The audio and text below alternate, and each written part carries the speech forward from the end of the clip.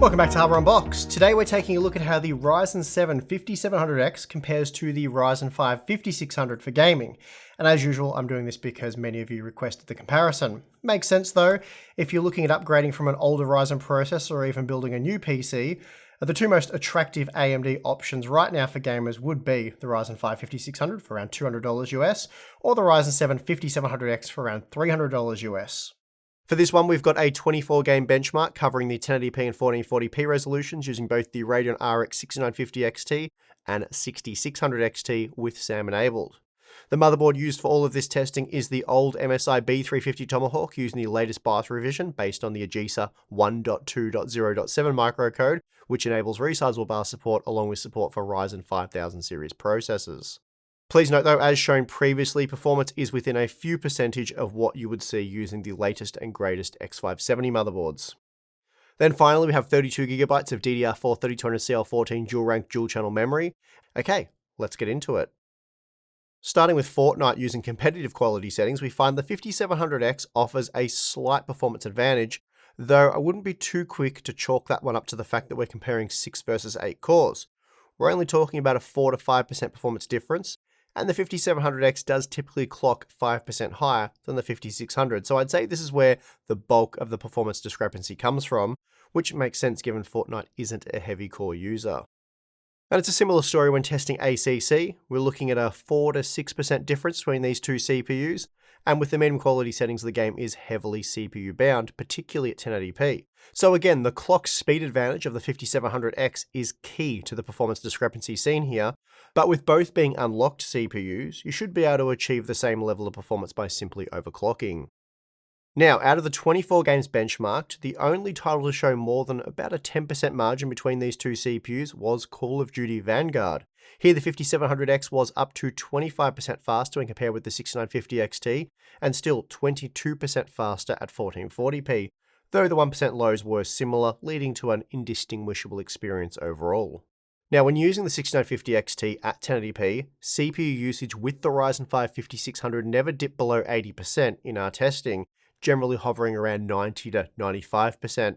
Despite that though, frame time performance was excellent with no stuttering, but with more headroom, the 5700X was able to push frame rates higher. So this is an example where the two extra cores did result in significantly more performance, though not to a degree anyone would notice, given the level of performance the 5600 already enables.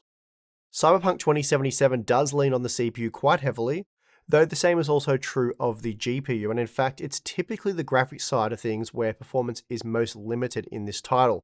Still, at 1080p using the 6950 XT, we did find that 1% lows were 10% stronger with the 5700X, and that margin does go beyond the 5% clock speed advantage. Still, the experience with the 5600 was virtually indistinguishable here. Moving on, we have Counter-Strike Global Offensive, a game that I haven't included in our benchmarks for about 3 to 4 videos now, and that's led to a lot of requests to add it back. So here it is, but as usual, the data is very uninteresting, or at least it is to me. Don't get me wrong, I love competitive shooters, but with modern CPUs and GPUs able to push past 300 FPS, it's hard to say how relevant this game is for testing modern hardware.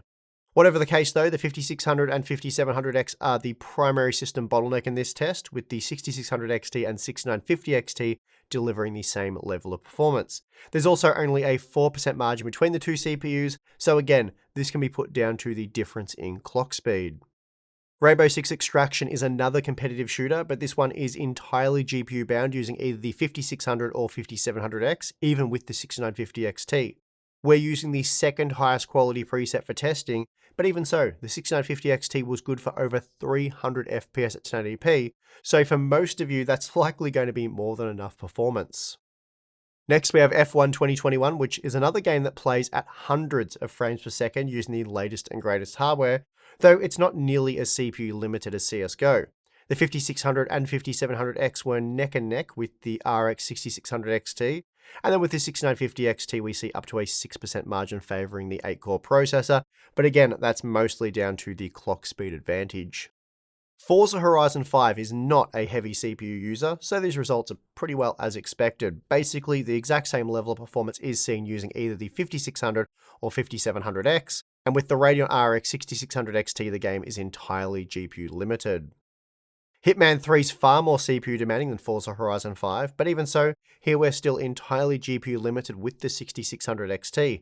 The game does start to become ever so slightly CPU limited with the 6950 XT at 1080p, but we're still only talking about a 5% advantage for the 5700X. Moving on to the Riftbreaker, which can be a very CPU demanding game. Here the 5700X was up to 21% faster than the 5600, seen when looking at the 1% lows with the 6950 XT at 1080p, though we only saw a mild 10% uplift for the average frame rate. Those margins were heavily reduced at 1440p, and then we see no difference with the 6600 XT. The last game that we're going to look at the individual data for is Watch Dogs Legion, and this is a very demanding game on both the CPU and GPU. Here we're using slightly dialed down quality settings, but even so, we're limited to just over 100 FPS at 1080p with the 6950 XT using either CPU. The 5700X was 10 to 11% faster when CPU bound in our testing, so those extra cores are helping to slightly improve performance here beyond just the 5% increase in frequency. Now, across the 24 games tested, this is how the average data looks.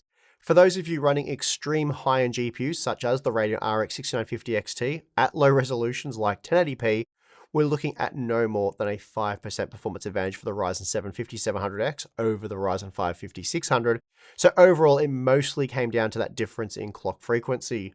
The margin was slightly reduced to 4% at 1440p, so overall very little difference between the 6 and 8 core Zen 3 processors. And then of course, if you are using a slower GPU, something more mid-range like the Radeon RX 6600 XT, for the most part, there's going to be no performance difference to speak of. Now, here's a look at the Radeon RX 6950 XT margins at 1080p. The 5700X was up to 25% faster, seen in Call of Duty Vanguard, which can be considered an outlier in our testing, as margins were typically more like 5%. In fact, there were just 5 examples where the margin exceeded that of the clock frequency discrepancy between these two CPUs. Those titles being the Riftbreaker, Watch Dogs Legion, Death Stranding, Far Cry 6, and again, Call of Duty Vanguard. Then, with the Radeon RX 6600 XT, the results get a bit mixed around as games like Call of Duty Vanguard become mostly GPU bound. Games where that wasn't the case though include Far Cry 6, ACC, and Fortnite, with the rest of the margins within 5%. So, as expected, for the most part, there is very little difference between the Ryzen 5 5600 and Ryzen 7 5700X for gamers. And this probably won't be news to many of you, as this has been well known for quite some time now, as similar comparisons have been made using the 5600X and 5800X. That being the case, should you spend the extra $100 US on the Ryzen 7 5700X? Well, of course, that all depends, and on quite a few things for that matter. It depends on the games you play, how you play them, and how likely you think it is that future games will require the extra processing power the additional cores of the 5700X offer. Anyway, that is going to do it for this one. If you enjoyed the video, please do give it a like, subscribe for more content. I'll have a few more of these comparisons coming up. I think I might do the 5700X versus 12700F next. I think that'd be a pretty cool comparison. So yeah, make sure you subscribe for that one because it will be coming up at some point in the near future. And of course, we have lots of other content, and I think it's Q&A week next week, so there'll be Q&As on the main channel. And if you want to get more Hardware Unboxed goodness, then we do have Floatplane, Patreon. Either one of those will give you access to more Q&A stuff, behind-the-scenes content. We have an exclusive Discord server for Hardware Unboxed members, and we do a monthly live stream each month. Tim and I get together and do that, so it's always a lot of fun. Anyway, if you want to check that out, feel free. If not, that is perfectly fine, and I would like to just thank you for watching this video. I'm your host, Steve, and I'll see you again next time.